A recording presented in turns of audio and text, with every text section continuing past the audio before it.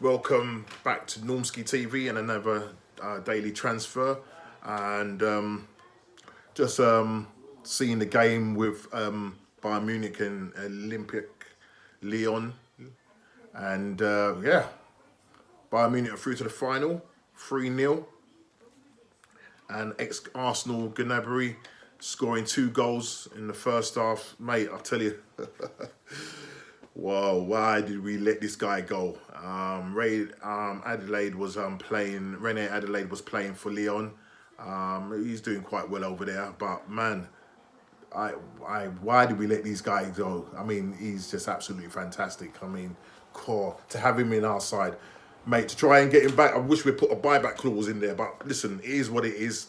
But listen, let's just get quickly into the transfer and the rumours still coming in with regards to Gabriel Mangales. And look, he's got a choice to make with regards to whether he chooses Napoli or he chooses Arsenal. Obviously, news came in last night that Napoli came in with a late bid, probably offering more wages, and obviously that's kind of held things up a bit. So the thing is that he has a big choice he has to make, and when you think about it, really the choice is really Arsenal. We're a much bigger club.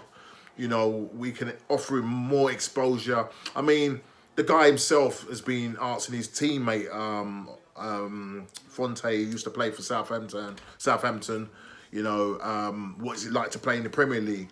I mean, is that something that we should be hopeful for, that the fact that he's asking what it'd be like to play in the Premier League? I know Fonte spoke with TalkSport and was basically saying that, everything's quite open about Gabriel moving.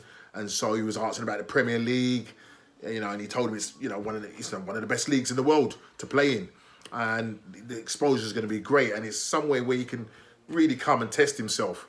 So I'm just hoping that based on what he's saying with regards to what he thinks about the Premier League, I'm hoping that will make his mind up.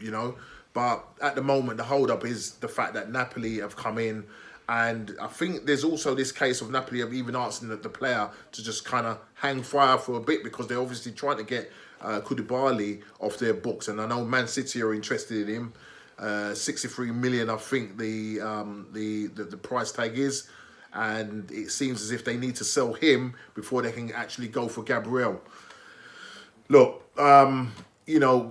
what my understanding is that we've agreed a 5-year deal with Gabriel, and it's just a case of him making up his mind. Next week they're saying that between now and next week, he's gonna make the choice. I said it in my talk yesterday. Gabriel, you need to pick Arsenal, mate. You need to come to the Arsenal. Where you will get the biggest exposure, and the fact that you're going to be playing alongside mans like William Saliba, and you're going to be working under Arteta. So look, come on, Gabriel, man, make your mind up, come to the Arsenal, and let's see what happens. This is going to rumble on, but I'm just hoping that Man City will drive a hard bargain in terms of wanting to get the price down, and then there'll be this bargaining thing going on, and this trying to outwit each other, and hopefully that will then make his mind up to come to the Arsenal, if you get my drift. But yeah, that's it about Gabriel. Let's just wait and see, watch this space. Hopefully by end of this week, hopefully early part of next week, we will have a definitive answer. Also, news of Aubameyang flying back from his holiday.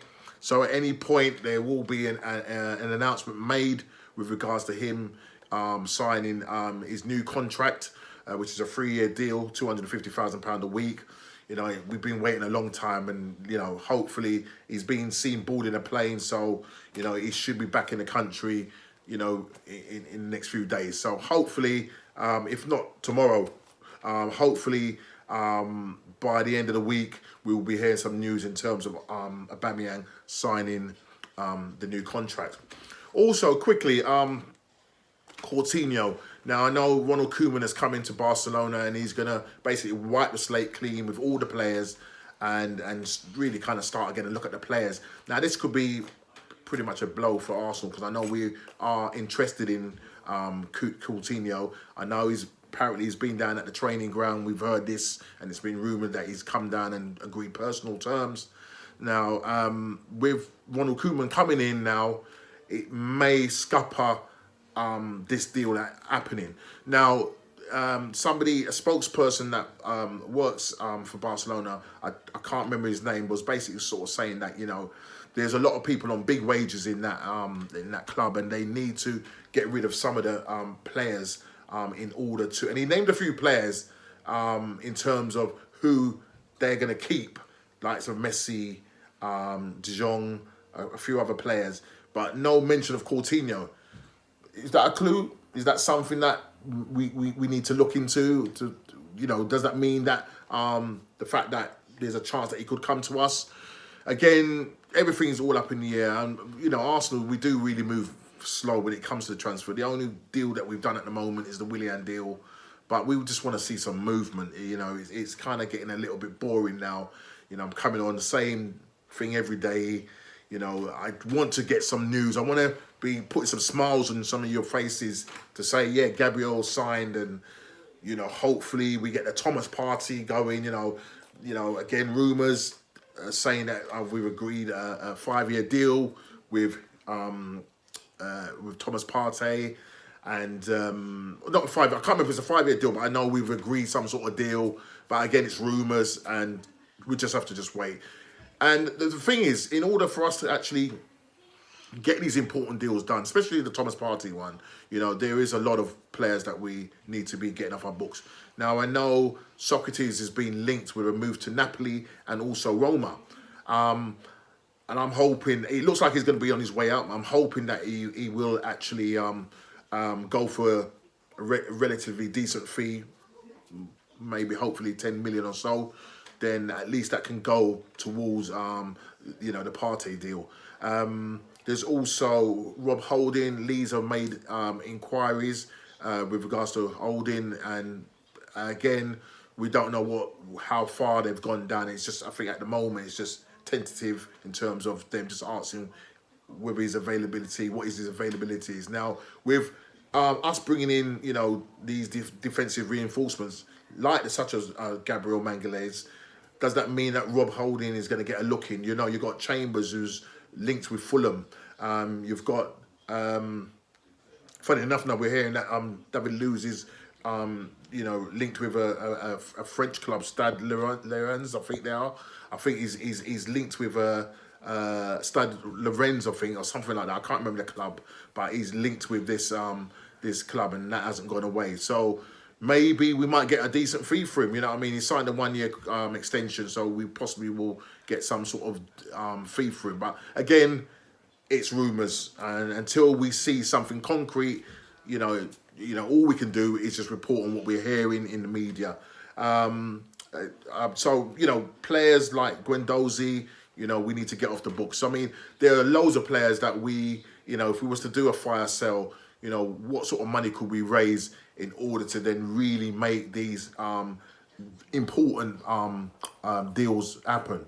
If we can get money for Guendouzi, 40 mil possibly. Lacazette is linked to Juventus. Again, could we get a 35, 40 mil for him? You're looking at 75 mil there already.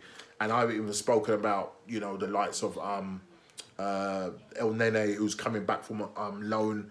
And I know Besiktas, that's where he was with, but Strasbourg are actually interested in him. So maybe we could get some sort of deal for him. What the price is, I have no idea. Who else is there? There's so many names. But look, we need to really get moving on getting the outgoings going. I know we've got players that we're looking at to bring in, but we really need to start working hard on getting rid of the surplus players that are not going to make any difference to this club. And come October, if we're left with these same players, then mate, you might as well be looking at 6th or 7th, 8th again. We need to have a complete overhaul of the club and getting the fresh players so that we can play the system that Arteta wants and the players that he wants. Because once he gets those players in, then it's not, you know, at the end of the day, it won't be his fault. When I say it won't be his fault, in terms of it's now going to be down to him. Because now these are his players that he's chosen, and so the jury will be on him if any mistakes happen. So let's hope and pray that we will start hearing something concrete. At the moment, it is a bit of a bore, but you know, it is what it is. We have to report on what we hear. So let's just watch out and see what tomorrow brings in terms of the transfer daily. Listen, take care, like, subscribe and share, and I'll see you on the next transfer daily. Take care.